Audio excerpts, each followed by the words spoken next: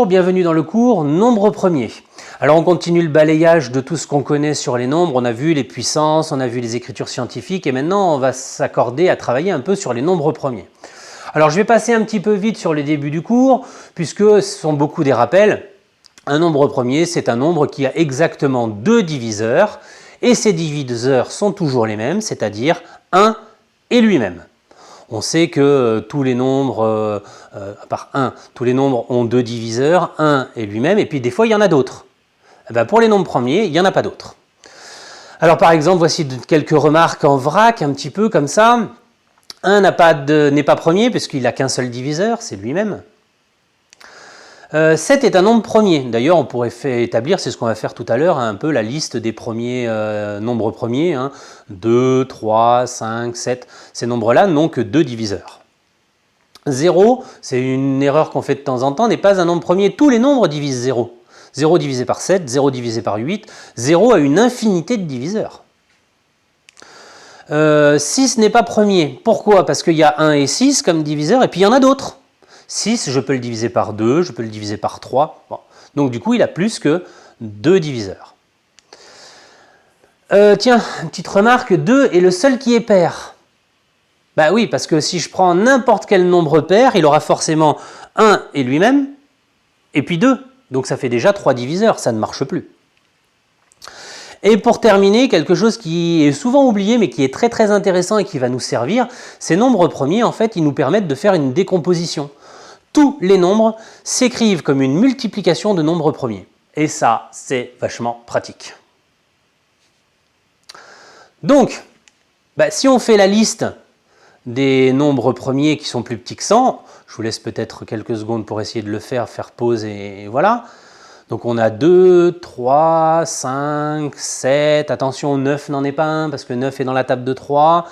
On a donc 11, puis 13, puis 17, etc. etc. Ils sont là. Et là, on commence à voir un truc, c'est que il n'y a aucune régularité. Vous voyez que des fois, ils sont très proches les uns des autres. Il n'y en a que 2 d'écart. Puis des fois, ils sont loin les uns des autres. Ici, on en a quasiment 10, on en a 8 d'écart entre les deux. C'est assez grand. Et on s'aperçoit très rapidement qu'il n'y a aucune régularité. On ne peut jamais prédire quel est le nombre premier qui va arriver après. Et surtout, ça ne s'arrête jamais.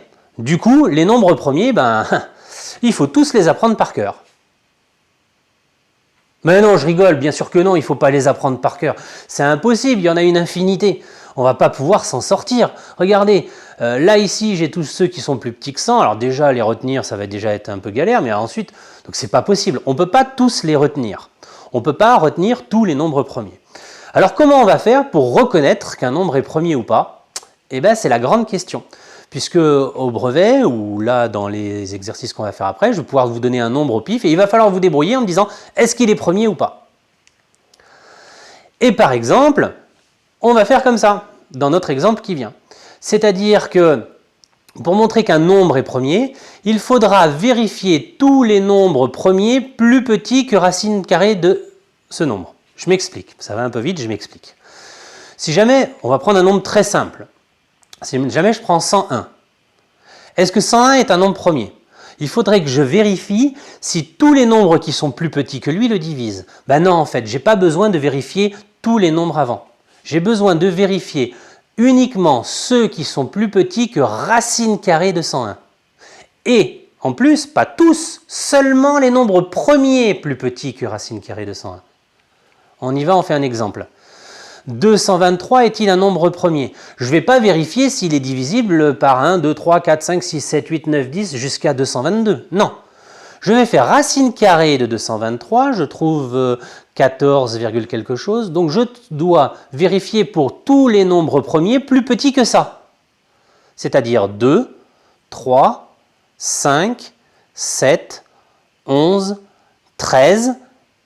et après 17, je dépasse. Donc, je n'ai pas besoin. Donc, je n'ai que 6 choses à vérifier. Bon.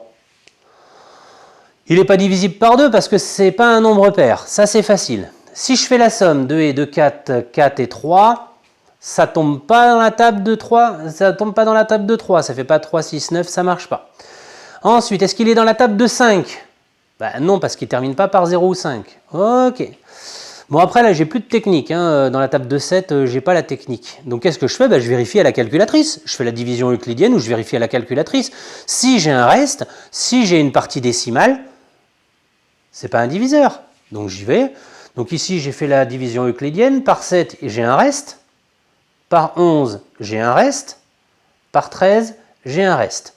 Je vous rappelle, la division, soit vous la faites normalement et elle va vous donner un chiffre à virgule, dans ce cas-là, ce n'est pas un diviseur, soit vous la faites avec la touche diviser R. C'est diviser avec le reste et ça vous donne Q égale R égale Q pour le quotient, R pour le reste. Voilà.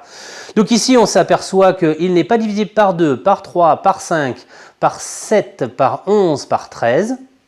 Ben donc, c'est un nombre premier. Aucun des restes n'est nul, 223, il faisait partie de la liste des nombres premiers. Voilà.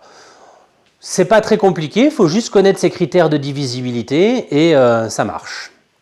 Donc comme ça, on va pouvoir retrouver, répondre à la question, est-ce qu'un nombre est premier pour n'importe quel nombre? On fera la racine carrée et on prendra tous les nombres premiers qui sont plus petits que la racine carrée et on vérifie s'ils ne sont pas divisibles. Voilà. Allez, bon courage et à bientôt.